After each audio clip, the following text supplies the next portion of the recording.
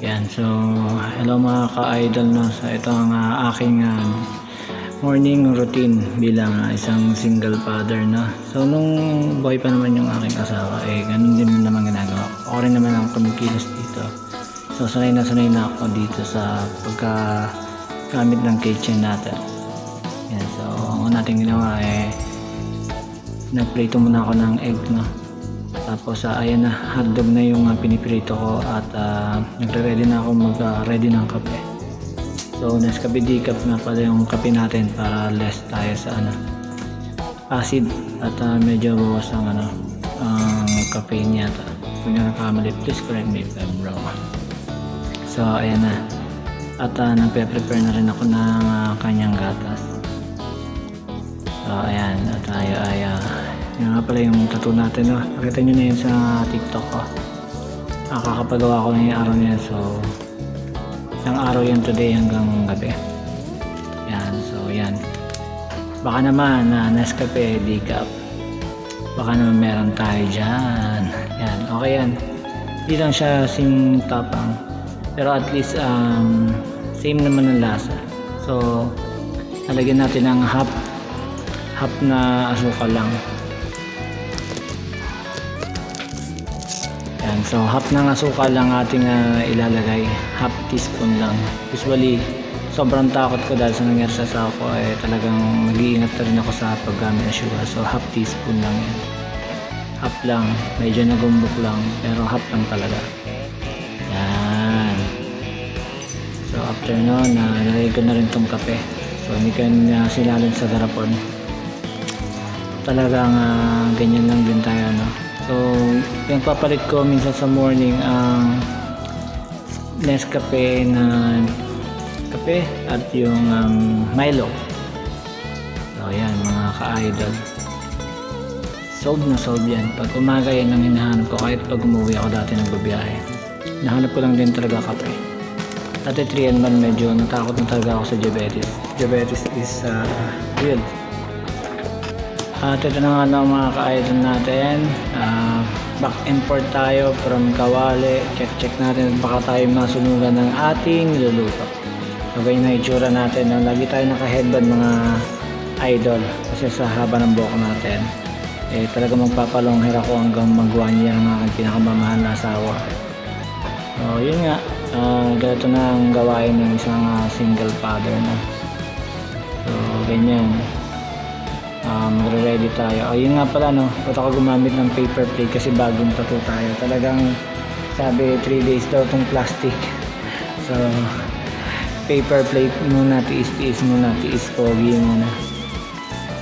3 days na naman tayo, almost Saturday. Kahit nga Friday pwede nang tanggalin. So tingin ko lang yun nga, kung papatattoo kayo, dapat talaga meron kayong mga kasama sa bahay na masisipag.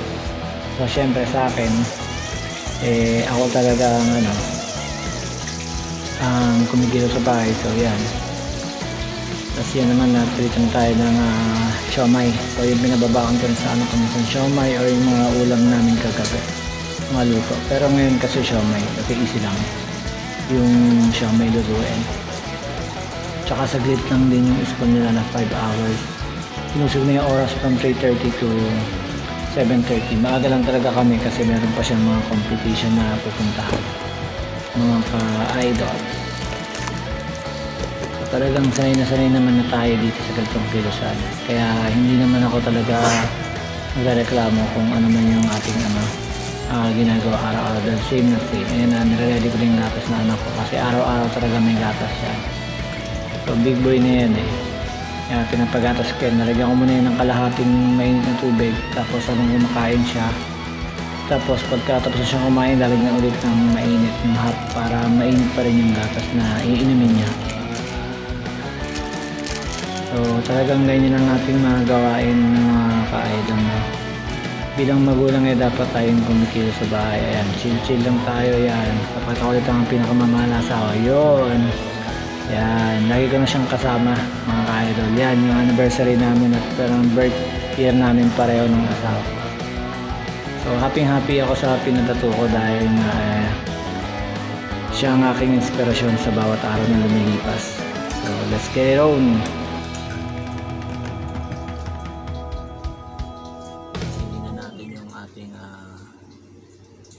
estudyante.